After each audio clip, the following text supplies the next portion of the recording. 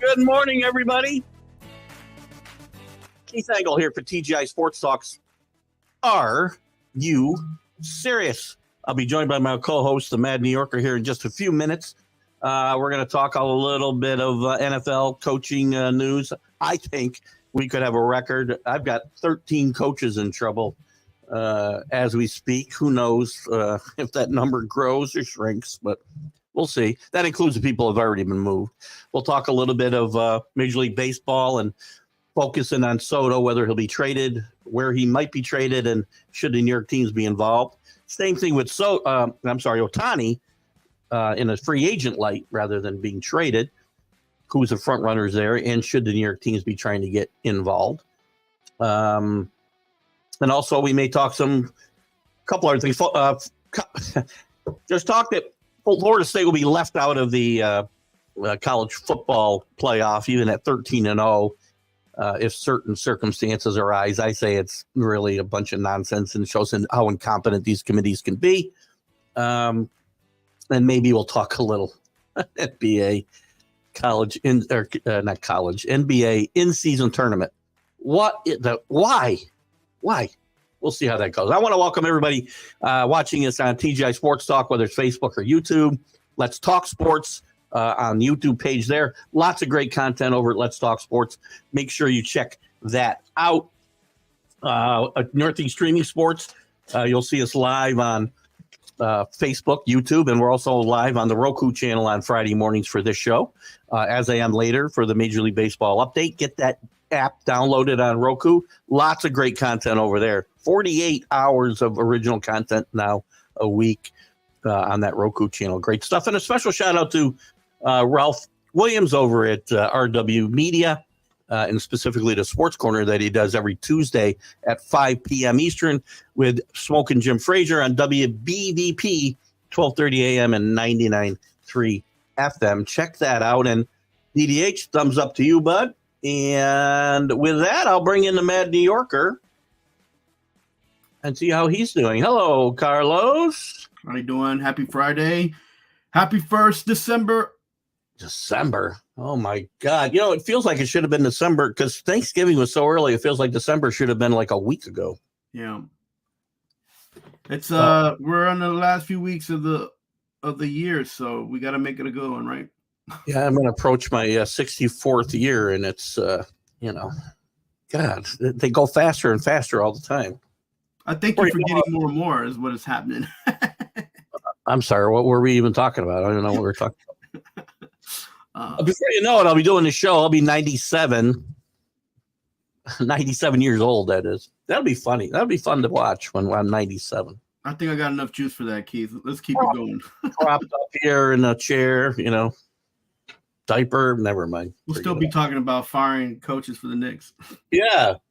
I'll still talk about Tom Thibodeau hanging in there after his 27 NBA championships, right? Let's jump into it, Carlos. I mean, we're getting close. December's here. Woo. We've already had a few head coach firings. Who's on the hot seat? We'll talk about who's probably. I think we're going to have a record. I looked for the record. I couldn't find it. My head says it's 10. Wow. But I can't verify that because I've looked everywhere. I cannot seem to find a number. But I think it's 10.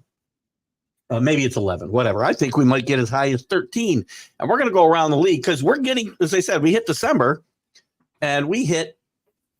I didn't say some good mornings here. It's the holiday season when everybody likes to fire their their coaches. Yes, we get the Black Monday, after the last game, which I'm not sure. Last game, I guess, is New Year's. I think New Year's. I'm not sure. New Year's Eve, I should say. But we get to holiday season. It's very stressful for a lot of people in general. How NFL coaches, it's more stressful because a lot of them are not going to have a job once those seasons end. But let's go around the league, and we'll go division by division just so that we don't miss anybody. Dolphins obviously are not firing their head coach. Nah.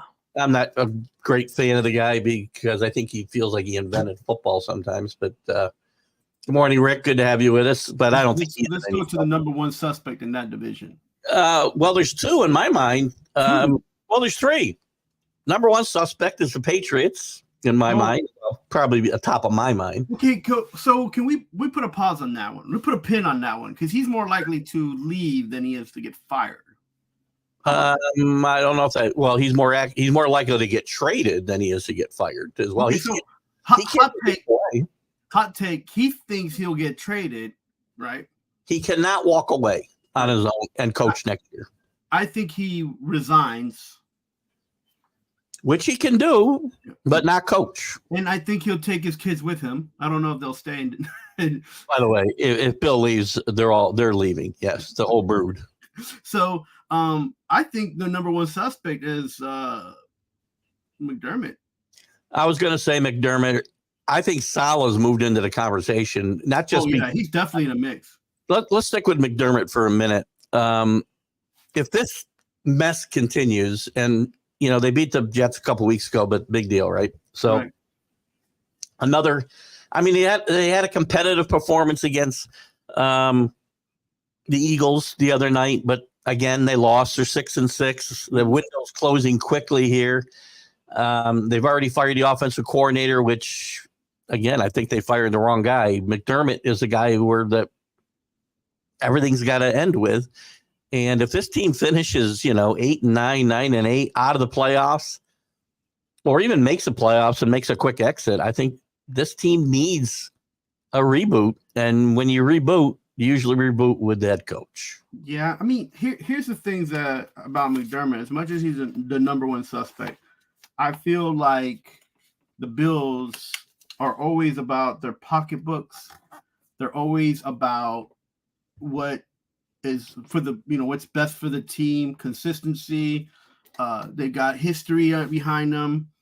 As much as I downplay their success, I feel like he is not going to be fired because his winning record will keep him there for financial reasons. They're building a new stadium. They're going to cut some players that. I think we're building that stadium, but that's fine too. Yeah. So with all that in the mix, I feel like it's probably easier for Bean and the rest of the group there to be like, let's keep them. Let's save a little bit of money. Let's see what's out there next year. And whoever's out there next year, make sure that they get a coach who has a tree with a little bit of leaves on it. And then just do the whole coaching renovation next season. Well, we'll see how that goes. Rick has a good point here, too. Talking about head coaches getting fired. It's not just him. We talked about the Belichick's leaving with their dad, but most of the staff does get fired, and it does affect a lot of people. So I don't make light of it. Again, a lot of these guys are making pretty good money, and I'm not that concerned. They'll be okay. But when you get down to kind of the lower levels, a first year, assistant defensive line coach is probably not right. Tight ends coach, right? Line coach, all those guys. Which is why they'll all be out there at the Super Bowl looking for jobs when that comes around. So I feel like, and also they're always been the type to not look for a new coach, but look for a rejuvenation of a coaching staff and a coaching style, and just. They always look to rebirth. They don't look to just change a coach out. So that's a cultural thing that Buffalo has, and it's part of their ownership, part of their management. So, in fact, I wouldn't even mind if they were just wait another season and be like, hey, Dable, come back, and you can even take Sean with you. Like, just go away. Like, I'll be okay with that. Well, we'll get to him in a minute. I don't think he's But anyway, that's what I feel about what's going to happen in Buffalo. The Jets, I would have said even a month ago probably that Salah wouldn't be punished for this season because the whole Rodgers injury and some other situations. But excuse me, it's not just that they're losing, but they're an embarrassment to watch most of the time. Oh, they're losing with grace, Keith. They're doing it with style. The latest debacle. They're boring on offense, not just bad, but boring. And I always say bad is bad enough. When you're bad and boring, it makes it even worse. And when they do things, again, a lot of people think the butt fumble's not been replaced by this the Hail Mary picks, interception, which I don't know that I've ever seen happen before ever in the NFL. I'm sure it has, but I don't remember it. Yeah, I think I've seen it before, but not in the NFL. Like maybe in college and in high school. But if this team just rolls over and quits, then I think Robert Saleh is going to be in trouble myself. Well, I'm as much as I want to be a critic, I want to be fair. He's had a hard go at it since his arrival in New York, and not by the media, but he lost his offensive coordinator in a bike incident. So then he had to replace him. He then replaces the guy with someone way too young and way too green in offense, a LaFleur brother, who I'm not too keen about. We know that. And then he replaces LaFleur because they're not doing well on offense, and they got a new quarterback. After getting a first-round pick quarterback, they got another one with another guy who's had his ups and downs as a coordinator. So here's the thing. The one saving grace that they have is that Douglas, as a GM, has been getting okay picks for the Jets, enough for them to be one of the most exciting defenses in the NFL, is the spies of what they're doing on offense. So I think he'll get a pass because he's been able to put together a defense with that's young and that's exciting, and that he lost the quarterback that they spent a lot of money on, so he might get one more year. I say this: if the Jets start 0-3, 0-4, you can the man next season. I think that would be fair, because then you know that he just don't have it as a coach. He just doesn't. He can't get over. It really works, by the way, but and helps the team that firing a guy mid-season. It really helps. So what's the point? If you think you might come to that, why not fire him now? So the thing is that you're going into a situation where if you fire the coach, you might even have to fire the GM, because. Oh, I think if one goes, they both have to go. Yes. Right. So you fire the coach, you have the GM, you have an interim coach, and then at the end of the season, you fire the GM. And the reason being is because right now they have all their information and they have everything ready for the draft of 2024. They saw that after Rodgers has been in a situation of losing the season to an injury, they've already got everything going, scouts and everything ready for a draft in 2024. That's why you can't just fire both of them right now.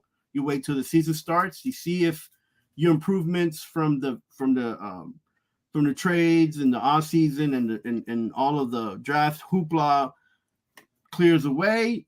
You start the season. If you're 4-0, great. If you're 0-4, sayonara. And then Douglas is also leaving at the end of the season. Here's what I think, and people don't like to hear this. I don't like to even hear it or say it.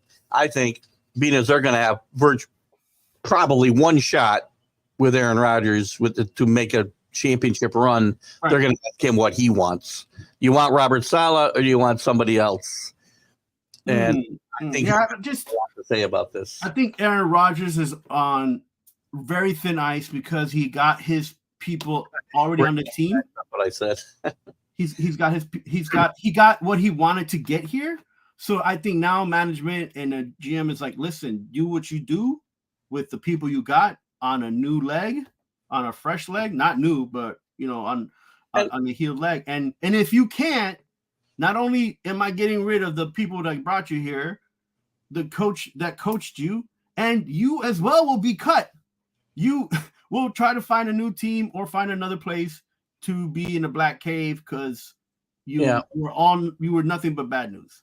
And as far as Rodgers being conservative here today, you're usually Mr. Conservative. You do things by the book.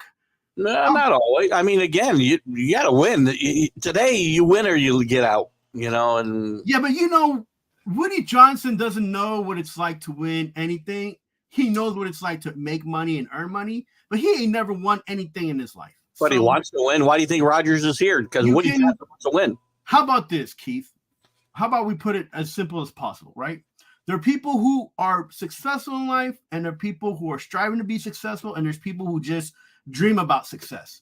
Woody Johnson is a successful businessman. Absolutely. But football is more than just a business. It's a it's when you put he's in sports. He's not the only guy that's ever happened to, by the way. Yeah, but when you put in sports in the mix, he hasn't ever been successful with the Jets ever. Like, they've had winning seasons, but that's not a success. That's just winning seasons. Like, if you compare him to Kroenke, every team Kroenke's touched in his ownership, he's won something. Good point. That's a great point. Look at Kroenke's maybe Kroenke, and I've heard of the man and I've seen him around and different things. And this is a man, he's not just successful because he's got money. He's successful because he makes the right moves at the right times. He's kind of like the Buffett of sports.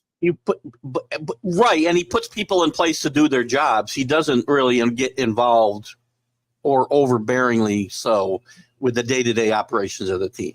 Would you ever hear Jimmy Buffett going to Amazon or IBM and be like, listen, I'm investing in you. I think these are the moves that you should make because I want to make more money and I expect a bigger payout in the back end. No. Well, number one, I think you mean Warren Buffett, not Jimmy Buffett. But Jimmy, did I say Jimmy? My bad. I meant Warren Buffett. I miss Jimmy. Jimmy had almost as much money as Warren. Not quite, but almost. Jimmy, I miss Jimmy, man. And I don't think Warren Buffett's going to go tell Jeff Bezos anything to what to do. So right, and again, going back to winning championships goes all the way back to your leader and the ownership. Agreed. By the way, that's why the Patriots have been where they've been until recently for 20 years, because they had solid ownership who hired good people and let them do their jobs. Yeah, and so to that, Avell, to go back and we'll talk about Bill, which I think he will resign, is that, understand if he resigns, he can't coach next year. You understand that, right? Yeah, and he might take a year off. But listen, here's the thing. Robert Kraft has been a very successful businessman. He's done a lot with the Patriots. He's done a lot for himself. He was able to produce a championship win on a smaller budget for himself, not because he didn't want to spend money, but for the amount of that money he spent, he got a great return. So, but he's hoping that would carry on year after year after year, and that's not how that works. Inflation happens, and ownerships, they have to kind of get it in their head. Owners, you buy a team in sports, you're gonna have to pay money. The money are you gonna win more money? No, that's not how that works. You only have X amount of money to spend. He's spending the same amount of money. You can't spend over X. There's a hard cap in the NFL. Right, but I mean, it's not. It's just how it's his expectations on how he spends his money. Like, they knew, unlike teams today, that you need depth and you need players beside your quarterback, and the quarterback would make concessions in his contract every year, which you do not see today. We talked about this. I talked about this somewhere. I think it might have been with you, and I've talked about on other shows this week. One of the reasons play is so bad is because you're paying so many quarterbacks $40-50 million a year, and it hurts the rest of your roster. Yes. And until that changes, we're going to see bad football. And the reality, Keith, and you, again, I've said this to you and I've mentioned it many times on different shows. Not every quarterback, no matter what round you pick them, is going to be a Tom Brady. So whether you pay him $10 million or $90 million, it doesn't mean that you're going to get the best out of that quarterback. Sometimes you have a quarterback that's serviceable, and that's sometimes you have to work around with what you have and see if you can get into a playoff. Yeah, it's hard today. Anyway, I still think Bill will be traded in the offseason. I like your take. I'm not against it. I think he might take a break, hang out with his hot wife, find a place where he can. He is with his girlfriend before the season started. So Bill's girlfriend. My bad. For all of you women out there of they're in their 20s, Bill's available. Let's move on to the north. When you said that, just a picture of him in the Walk of Shame just pops up in my head. Oh God! Right. Well, there is supposedly there's a picture out there of Bill leaving somebody's house, kind of shirtless, and if you guys are interested, you can Google that. And I think it might be. Touched. If it's not him, it's every man at that age wishing that was. How about I think it's photoshopped, but that's just me. I hope it is. The AFC North, sorry, Ravens, Steelers, Browns, Bengals. I don't see any moves getting made here. I would have said Stefanski was in the most danger, but I think he's done a pretty good job with his quarterback situation, as bad as it is. Unless things implode there, I think he'll keep his job. I don't see any problems here. Taylor's not going to lose his job in Cincinnati with Burrow down, obviously. Mike Tomlin will leave when he wants. He's done a great job, too, by the way. This is one of his best coaching jobs with that offense. And Mike Tomlin is one of the most underrated best coaches in the NFL. I agree. I feel there's Vegas, they have a betting to see what coaches get fired, and he's on the list, but everybody be on the list. Yeah, I mean, the number is pretty high. At MGM, let's see. Let me see. It's not. It's not that high. It was. It's got to be plus 2,000 at least. No. Yeah, it's like 25, but still 25. I mean, he just got rid of Canada, which was a great move, by the way, because that offense, it was abysmal. I didn't think he'd be okay. His new offense actually was pretty decent. I mean, the other day after firing Matt Canada got fired. I don't even know who they replaced him with, to be honest with you, but they were much better on offense last week. I mean, they still have the same players. The players kind of seem to play the same. They don't have a quarterback. Again, that's a quarterback situation that's not going to get rectified. If your ownership, do you think about getting someone else? And you're done with Pickett? I'd probably give him a shot under the new coordinator if the new coordinator's back next year. But he's going to be on a very short leash. Yeah, I mean, I like the kid, though. He's got a lot of guts. The only problem he doesn't have is It's very funny that people want to give Pickett another chance, but they are already ready to chase Bryce Young out of the league. It's really weird. I don't get it. I think they both will be okay until 2024, 2025. But who else is in here? The North, the Bengals. Zach Taylor. Coach might lose a couple coordinators. Yeah, but I'm talking about head coach. I don't think he'll get fired. I think, let's see. We got a comment here from Linda McGrath at Northeast Streaming Sports. Firing all these coaches will set back both of these teams next year. If they fired Tom Landry after the first couple of seasons, they would have never become the best coaches in NFL history. Well, I haven't talked about a lot of coaches that have only had a couple of years. And by the way, the NFL's a whole. Linda, you're not wrong. But the game's a whole lot different now. There's a whole lot of money involved, and they don't have patience to wait. You win, and if you don't win in 2 years, you're probably going to be gone. Yeah. And Linda has a lot of hope for the Giants. I'm not drinking the juice. I don't like the Kool-Aid taste. With that said, I will not be talking about. We aren't there yet. I will not be talking about firing the Giants head coach. Let's go to the AFC South. The Colts, the Jaguars obviously are safe. The Colts first-year coach, he's not getting fired, and they're actually somehow 6-5. I don't know how, but they are. Mm-hmm. The Texans certainly. DeMarco Ryans, fabulous job. Coach of the year, maybe the coach. Here, and I feel like he was a scapegoat because that guy, after that whole incident with Watson, I felt like that whole ownership group and that DeMarco Ryans wasn't there, huh? DeMarco Ryans wasn't even there. What I'm saying is, I was hoping that team would have got sold and they should move on from that situation, from those guys and ownership. The owner died, and they kind of are under new ownership in a way. But yeah, but they still got the same GM, and I'm not too keen on him and the expatriate GM. But DeMarco Ryan's doing a great job. He's safe. Well, Robert Kraft would like to bring that GM back to Foxborough, by the way. Kraft he just can't get away from being in the news. And speaking of expatriates, I got to believe it looks to me, I wouldn't have thought this would be the case before the season, but I think Mike Vrabel is probably going to get fired. Vrabel? Or leave on his own, one or the other. Yeah, that's just such a... And maybe not to go to the Patriots like a lot of people think. That situation's so, how can I say, combustible. Like, he can stay, it wouldn't be an issue, right? he could go. Where would he go? And but the team hasn't gotten better. The team's gotten worse. I mean, they've been going downhill for like 3 years now from their peak when they beat the Patriots in the playoffs, Tom Brady's last year. Yeah, I think the defense has been up and down too much for him to be a defensive coach to take the credit for anything. However, he does have a safety net because in the last 4 seasons he's lost 3 coordinators, almost 4 coordinators. Yeah.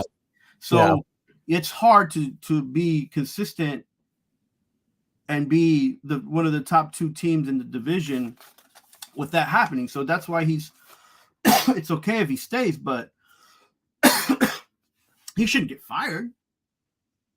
Like I think it's possible. I've got him on the fired list. Really? I feel like if Vrabel leaves, it's because he goes on his own accord and he finds a different location, Ohio State, the Patriots, maybe going to Pittsburgh to be an assistant. Like, it's interesting you bring up Ohio State because I've talked on my college football show that I think Ryan Day may be looking to get out ahead of the posse and go to the NFL himself.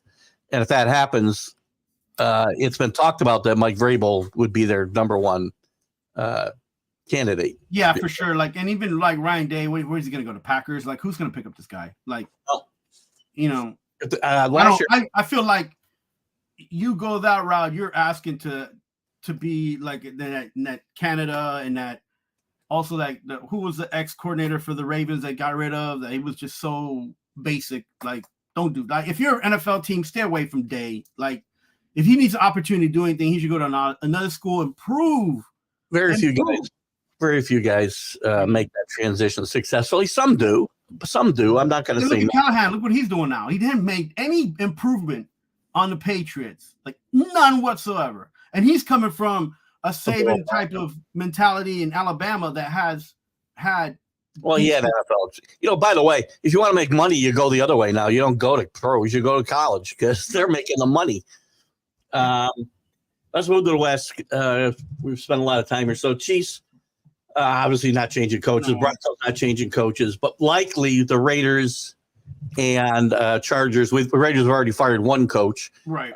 The question is whether they keep Antonio Pierce. I read an article this morning that there may be an open revolt if they do not retain him. I do not see anything out of this team that tells me he ought to be retained. He has no experience. I'd be looking for an experienced head coach, and I've said I think Jim Harbaugh ends up here. And the Raiders, yeah, that's a good place for him, or even the Chargers. But with the Raiders situation, they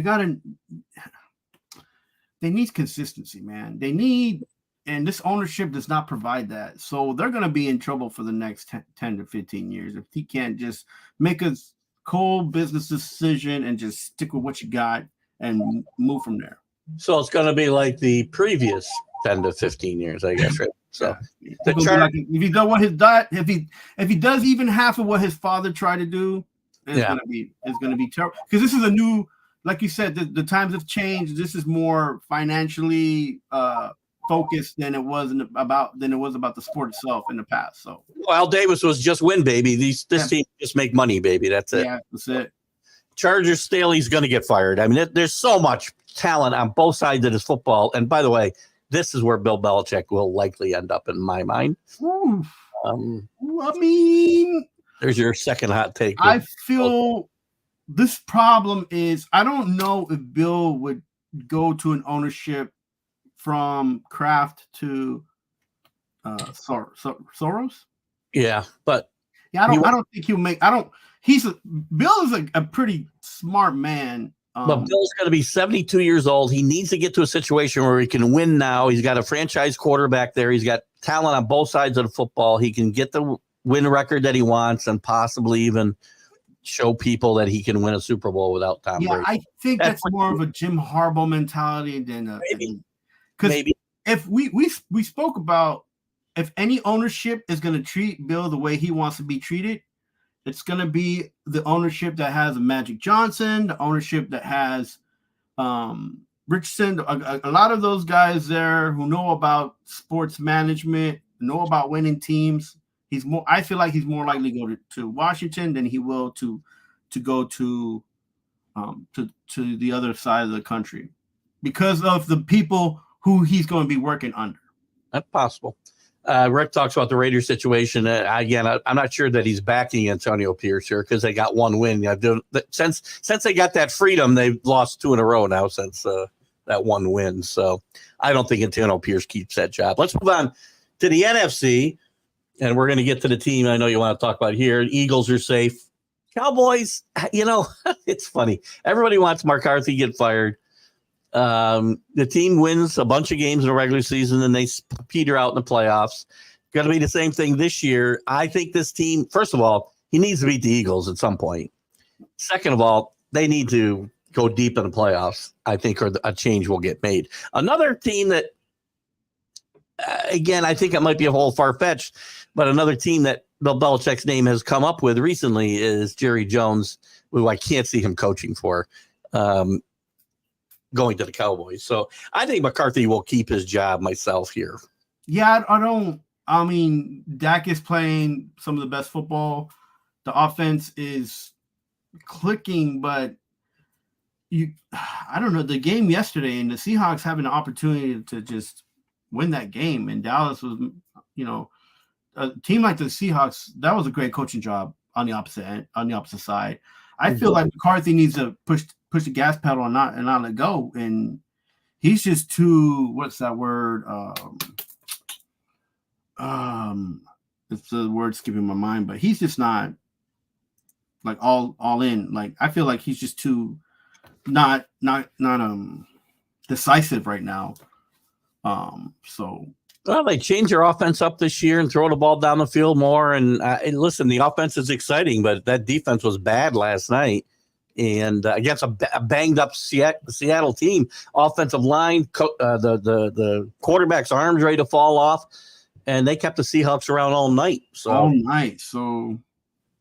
Listen, the key for him is he's got to beat the Eagles here at some point, and it may have to be in the playoffs. You got the roster everybody's hoping for on offense. Like, there's not one guy in any position that isn't good or great. So like, why is this a struggle? Like, I don't get it. Like, and it's a pretty basic offensive playbook if you think about it. The Commanders is pretty much a foregone conclusion that Ron Rivera will lose his job here. He will resign. Yes, he won't get fired. Yeah. That one's easy. Giants, and kind of to Linda's point earlier, they're not firing Brian Daboll. It's going to be a terrible 5 to 10 years, but it is what it is. New Yorkers, Listen, if you want to spend the money for those tickets, go ahead. But I say save your money for Christmases for the next few years. Often take a step back in the second year of any regime. It happened to Bill Parcells in New England. They made a playoff. Daboll, man. Keith, listen to what Bill Parcells at one time was Brian Daboll and worse. The GM stepped up and said that Daniel Jones was a quarterback, not needing to say anything about Daniel Jones. He's not even in the building. He can't give confidence to DeVito, who's his actual quarterback in the moment. The kid is doing better than any quarterback in New York. There's not a single person alive who thinks that Tommy DeVito is the future of this franchise. I'm not saying that. What I'm saying is that's a man who's carrying your team. That's the man you're supposed to back.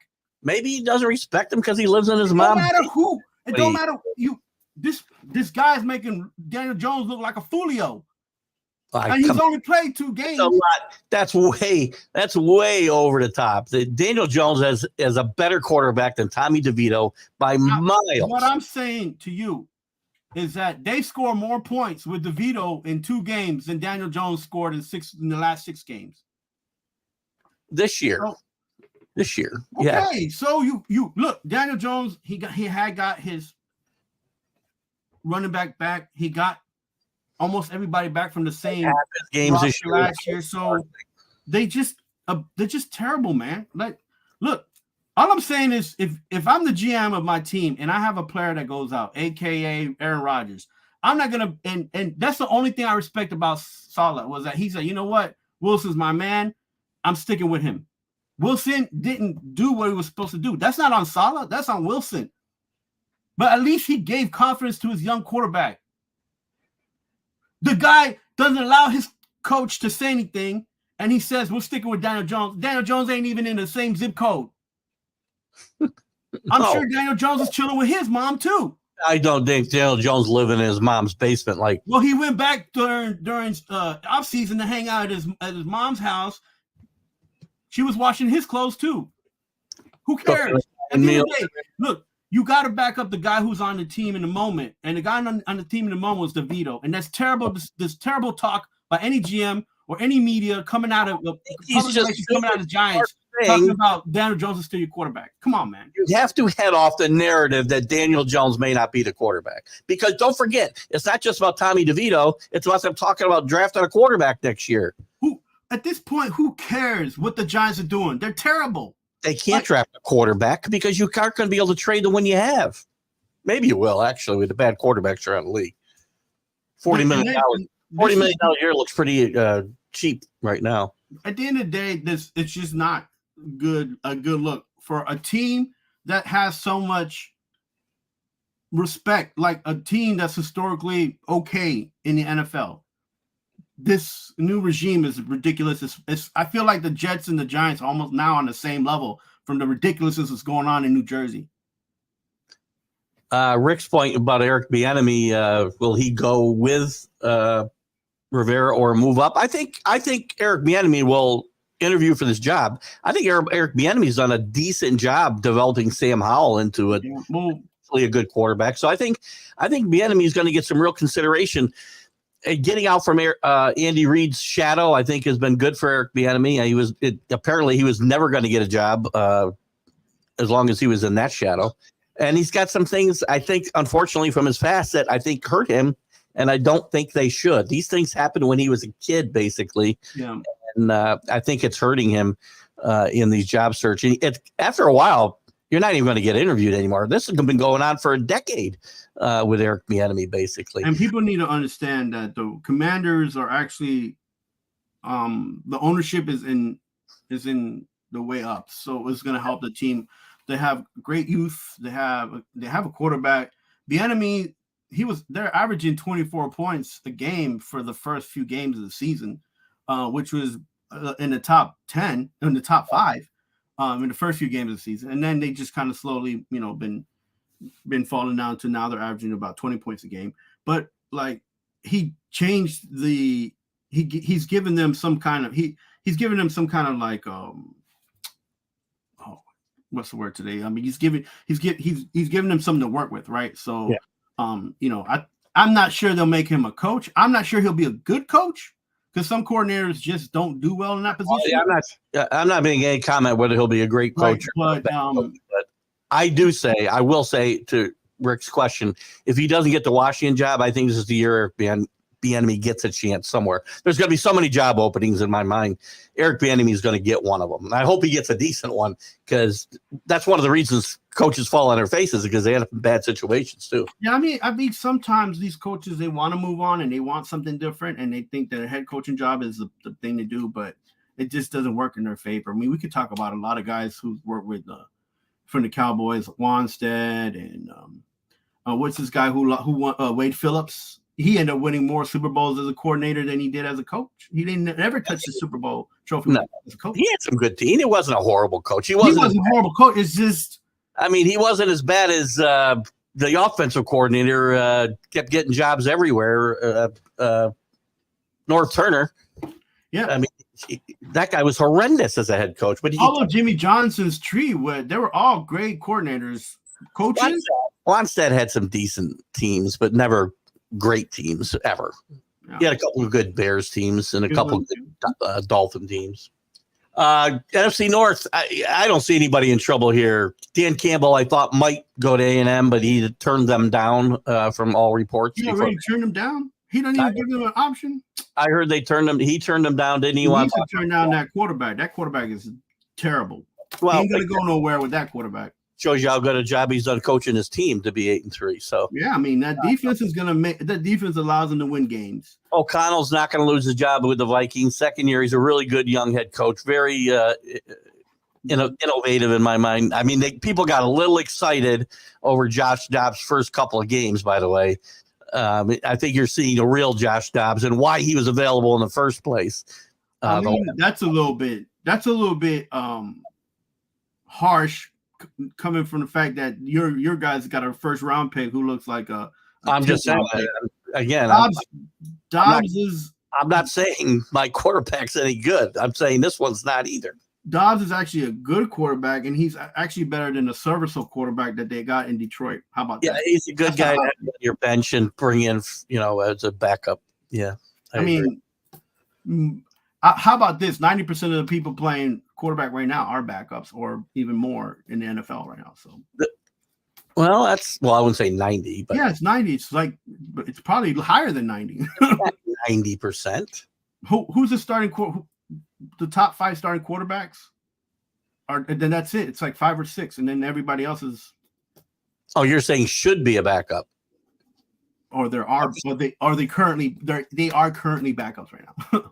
Well, no, I mean that's not true. Cardinals top 10. Look at the top 10 quarterbacks. Starters playing, Seahawks starters playing, 49ers starters playing. We'll throw the Panthers out because they don't even have a quarterback. You consider Purdy a starting quarterback in the NFL as far as like? Yeah, I do. Look at his record again. Geno's comeback player of the year, so he's just now getting an opportunity. So that's 2. But that doesn't mean I asked you if they should be starting quarterbacks or backups. You said no, they were the second string quarterbacks. That's not the case. These guys were. Purdy wasn't a second string quarterback heading into this year. No, but he was a second string quarterback. Everybody starts out as a second string quarterback. That's not true. How many guys don't? Herbert's started as. There's one. No, actually, no, he didn't. He started and didn't play until Troy Taylor got a shot in the rib cage that punctured his lung. So no, he started out as a backup. All right. Okay. But you can't judge him that way. Mahomes didn't play. He was a backup because they let him sit a year behind Smith. Okay, so if we say started the season, right? If they started this season, you have to go by this season. All right. No. And they should be starting, and they should be a starting quarterback. You have Mahomes. You have Russell Wilson. You just added should be again when I asked you, and you said no. I said they started the season as a starter. They're the starter. Right. And I'm just naming them right now. Okay. So you have to give me. Do you have more than 10 guys right now? You have to give me like 25 backup quarterbacks playing right now, and that's not the case. That's what I just said earlier. It's like no 90%. 90%. You said 90% backup quarterbacks were playing. Are currently playing. No, they are. There's less. Way less. I don't know. The Dolphins, the Bills, the Jets are playing. The Patriots will be. He's already been in and out of the lineup, so yes. Ravens, Steelers. Well, Bengals, Browns. Well, there's more than it's not 90%. It's about 40%, which is still a lot. All right. So a little hyperbole there. Anyway, I overshot the number by 50. Where were we? God, we're going to talk about nothing but the NFL tonight. That's fine. The Bears in the Central. That's the only team that's going to fire. Uberflus this is his second year, man. I think he's getting fired though. I don't know, and it's Poles' his second year. I think they're just on his. I think it depends. If they decide to keep Fields, right, and go somewhere else with that number 1 pick and not pick a quarterback, then he'll keep his job and most of that situation will stay intact. If they decide to trade Fields and go for a quarterback with that number 1 pick that they have from the Panthers, I think they may just start with a new staff as well. If Poles is any type of guru that they say and think that he is as a young GM in this NFL, he will sell all those picks and get trades, improve that O-line, and get cap and just get a lot of offensive and defensive players in the draft. By the way, I wouldn't go for a quarterback. Even he could even get a free agent backup that's probably going to be as good as a quarterback that's serviceable. Heck, he can get Jared Goff. If they want to move Fields, I'll be happy to entertain him coming to Foxborough because I think he's going to keep developing and be a really good. He's not terrible. He just doesn't have an an O-line to give him time, and he needs time because you could tell that he's still trying to transition his game from college to NFL. Right? I'm not sure why Rick wants to. He hates to think that Fleury's improved the defense dramatically. He should get a shot even with legal action against the league. Oh, it's court. So you don't like Fleury's? I think, Rick. Again, I'm not sure if Fleury's has done anything wrong. He refused to throw games in Miami, so he sued the league for that and discrimination, and basically being blackballed in some hiring situations. Again, if that's his case, he's got every right to do it. That's what we do here in this country. We sue for everything. Good day, CA. And you can elaborate if you want, Rick. I don't want to put words in your mouth. Let's move on. The South. Everybody might get fired. Well, Frank Reich already got fired, so there's one. Yeah. I think Allen? Todd Bowles is gone. Well, I mean, I think Todd Bowles is gone. The defense is. He's never made the playoffs with anybody not named Tom Brady. I'm just give the guy a shot. Like, this is the second season as a coach, right? This is second season as a coach. This is his third season in Tampa. He had 4 years with the Jets. He's a great coordinator. He is a great coordinator. Not a good head coach. I mean, they're getting a lot out of Baker anyway right now that they didn't expect. So that's good for them. Yeah. I think Allen's going to be in trouble in New Orleans. I know it's only his second year too, but I think he's in trouble. And so is Arthur Smith with the Falcons. Same situation. You got to win fast in this league today. Well, in those three situations, which is funny that you mentioned that, is that all three of those situations, coaching staff has stayed from the prior coaching regime. So that way your new head coach, you're trying to get something different going, and you really can't because you've got the people from the old school telling you how it's done. The same culture is there. That's you gotta renovate. You gotta rejuvenate culture. I never understand that. And by the way, you also take power and influence away from your head coach. Yes. And you're not changing a losing culture when you're keeping losing coaches around. Sorry. And leadership does matter as a coach. Rick is saying no. I'm saying he could be going. Oh, he could be going to. Yeah. Listen, Fleury's should be a head coach in this league. By the way, I will say that, and I'll keep saying it. I said it when he got fired. He was the Giants coach, to be honest with you. Well, he could have been, but that's one of the reasons he's suing the league. Yeah, so, I know. Love the improvement in the defense with the Vikings, and I agree. Man, great job. And I think your head coach, Rick, is going to be one of the great head coaches of that generation. He is a guy who I think is going to make that leap and be very. This year, they need to build depth on that. The only thing the Vikings are missing is depth on the defensive side and on offense. I mean, well, it's a lot of teams. Again, we could say that about the whole freaking league. That's true, but like that coach is he's making the guys believe they're playing. It's hard, but at least they're being competitive, which is important. Yeah, and the West, pretty simple. Nobody's getting fired in the West because we got a first-year coach in Arizona, who didn't have his quarterback for most of the season. McVay just re-upped and has had a better year. I mean, that Rams team is not anything close to where they were when they went to the Super Bowl a couple of years ago, but he's got them 5-6 and then a playoff hunt. So so Kroenke is now feeling the wrath of him spending his spending spree and getting players there, and that's what happens when you buy championships, man. Like you're gonna have one good season and then 4 or 5, 8 bad ones. So Shanahan is not getting fired. I know you like him to. He's not getting fired. And Pete Carroll will leave the Seahawks when Pete Carroll wants to retire, probably. I'm sure he's ready to leave because they ain't going to win the Super Bowl this year. I think Pete Carroll probably coached till he's about 80. He's the oldest coach in the NFL. And he don't look like he's 80. No, he looks like he's younger than me, for crying out loud. He's 73 years old, 72. He looks like he's in his mid 50s. He looks good. Yeah, man. He needs to sell a book. I want to know what he's doing. Yeah, right. Put it right next to Tom Brady's book, and we'll see. Tom Brady's good for younger guys. You heard Aaron Rodgers is going to sell a book, right? You heard he's going to write a book about recovering from his leg. Living in a cave and taking psychedelic drugs. Mind games. All right, we're running out of time. So I'll give you the choice here. We can talk. We're probably only going to get one more topic in here. We can talk about the Soto and Ohtani, or we can talk about the college football playoff. Let's push a break on baseball. They're going to have the winter meetings starting on the 4th, right? So, we'll see how those things start heating up.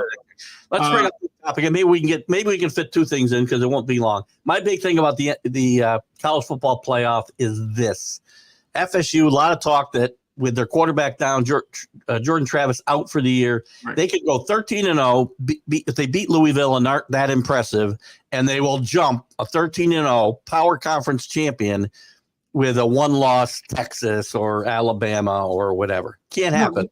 It's never happened, and this can't be that incompetent to let that happen. And you know what? That's not for nothing, but Louisville, even though they lost to Kentucky is a way better team than 90% of those teams in the ACC this year. Not always, and not like historically speaking. Okay, this year Kentucky's really good. The SEC has their Kentucky. Well, hold on. Kentucky's not really good. Kentucky's good. Okay. They're good this year. They had a great start and they had a very bad finish. They can't throw the football. Leary's been awful, one of the worst quarterbacks in college football. They've run the ball well, but now they had one of the best running backs in college football once you stop them. And I don't want to get stuck on this topic, but they got off to a good start. The league caught up with them, and they did not have a good year. How many ACC teams can beat Kentucky right now? I'm a big Kentucky fan. I've always liked Kentucky football. Yeah, but how many? One of the best coaches in the country, Mark. Could Clemson today beat Kentucky? Yes. You think so? This year? Any major program is going to beat Kentucky right now. They figured them out. They can't throw the football. Louisville didn't, and Louisville's had one of the best seasons this year. Louisville's had a great season, but they lost to two teams they should not have lost to, Pittsburgh and Kentucky. So, again, if they beat FSU Saturday, which is entirely possible because, very possible. Without Jordan Travis, that's hard for FSU. But if they win, they have to be in. If they lose, they're out. That's simple. You want to watch FSU play? Yes. They've earned their way in. They've earned their way in. Yes. Yeah, we saw TCU earn the way in. We saw Cincinnati earn the way in. We've seen a lot of football teams earn the way in, but this is a lot of crappy football games. I remember. It's like, and the schedules are so erratic. Wait a minute. I seem to remember TCU beating Michigan, not just beating, but pummeling them in the semifinal. Yeah, but Michigan. I didn't like Michigan that year anyway. Whatever, but that doesn't mean they didn't. I'm not a big fan of the Big 10 and the Big 12 because they only got two good teams. Like in the sense the SEC, there's some teams that can beat all those teams. Not every single week, but at least they're playing pro football style, and you can get good games. So is Florida State, by the way, but with a fist. Not all of them, but many of the teams. Like ACC don't. In the top 10, they only have one team in the top 10. Okay. How many teams are in the top 10 in the Big 10? Two. We got one more. One. Yeah. Which is what I'm saying to you. Like those conferences are just so erratic. And I get it. I'm not saying that you shouldn't follow your team and have pride, but if you earned it, but the football is basic, right? Semi-competitive. You want to see that on a Sunday night? You're gonna spend you think these people in the who are controlling the TV media stuff want that on the bill? No, man. They want to make sure that the football games are so this is like professional wrestling. We want the best matchups. Man, it's been like that since maybe 1995. Everything that's wrong, and that's everything that's wrong with college. I mean, I would never sit here and tell you that's not wrong. But what I'm saying to you is I don't want to watch junk. Like Amazon has paid for a lot of money to have junk NFL Thursday games. I agree, but that's, again, let's not cloud the point. This is something different. This is teams playing for a championship that have got the resume and deserve a chance to play for it. The teams that they played against haven't been that good this season. They beat LSU, who was one of the top teams in the country when they beat them. They beat Clemson, who was one of the top teams in the country when they beat them. Again, those wins haven't aged well. I get that. Right. and they win everybody in front of them. And I know the ACC gets a bad rap, but the ACC, the middle to the top of the ACC is very competitive. I mean, Clemson's in the middle of that, and they're not a bad football team. They're not as good as they've been in the past. If you were to tell me Clemson and FSU have to play in a championship, and let's say Clemson wins the championship, you want them to play against Georgia? No. You be okay watching that? This Clemson team, no, because they wouldn't win. They wouldn't be undefeated. If they're undefeated, yes. But this Clemson team, if they found a way into the championship game and won, they wouldn't make it to the playoff. No. Keith, if you went down the list of these college football teams that have just kind of been sliding in because of their schedules or because the team that they're playing aren't as good or great as they used to be, or they were last season or the year before that, how many teams do you think would be would be a nice championship game? Well, again, I like that Ohio got beat by Michigan. I like that, but I don't even want to see Michigan play. Like the whole thing with Penn State, like that whole Big Ten I don't feel like was, as much as they were competitive with each other, I don't feel like they're strong enough to hold water from some of the SEC teams and Pac-12 teams this season. I'd rather see the Pac-12 play the SEC. The SEC. Well, you might. Again, you might. Right. That's my hope, but the numbers ain't going to go that way. And I'm standing by my early or preseason prediction that Georgia would three-peat this year. But Georgia and Alabama have, as much as they've improved as the year's gone on, they are still not vintage Georgia and Alabama teams. So somebody from the Big Ten is going to catch them. This is year to do it. Right. I know. I mean, if you, and I hear what you're saying, but I saw an Iron Bowl game where Alabama didn't look like they were going to win it, and were getting beat by a lesser team in Auburn with less opportunity, and they came out and ended up winning that game. Oh yeah, right. So using FSU again as my litmus test, right? Mm-hmm. We look at teams, and you look at the teams that are alive. Everybody's in love with Oregon's because they're winning by such big margins. Right? I don't either. Of all the teams that are alive, they're the team without a really good win on their resume. The best team they played, they lost to. Yeah, Washington. Yeah. How they're a 9.5-point favorite this weekend is amazing to me. Put as much money on Washington as you can. Yeah, I mean, the team with the best win in the country right now of the teams that are alive is Texas, beating Alabama, but Alabama wasn't as good a team as they are now at that point.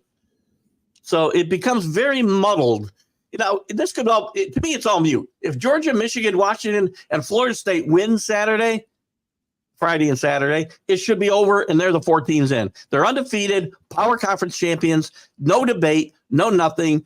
Take your one loss Texas, your one loss Alabama. If they win their conference champions, you're staying home. I to be honest with you, I wouldn't mind seeing Washington play Georgia or Alabama as a championship. That's all. I mean, that's me and what I've been watching college football, and for what I want to see competitiveness and not trying to. And yeah, it sounds kind of petty because every other team's they've earned their way. But man, you talking to a kid that didn't see Central Florida play, and they was ranked number 1 and had 0 losses and the bowl game, which I think would have been interesting. But wait a minute, you just told me the Cincinnati's and the TCU. No. But I'm talking about that team was. Watching that team was good, man. Like I wanted to watch that team. But I did too. I'm making the argument Cincinnati belonged because they had a resume that said they deserved a shot to play. Now with the 12-team playoff, a lot of this will become irrelevant, right? Yeah. But the worst thing in what you mentioned before is like now this is the last year of the Pac-12. The super conferences are going to exist. You're going to have the 12-game playoff. We're going to have issues. You're still going to have you're still going to have these small teams trying to get in, like Liberty and all those other teams. By the way, we'll get into this a different day. Liberty's a really good team, undefeated, playing for a New Year's Day bowl game this weekend. They should just play Jackson State. Get over it. We're out of time. I'll tell you this. Put all your money on Washington plus 9.5 this weekend because there's no way they're getting blown out of this game. Washington, Alabama, guys.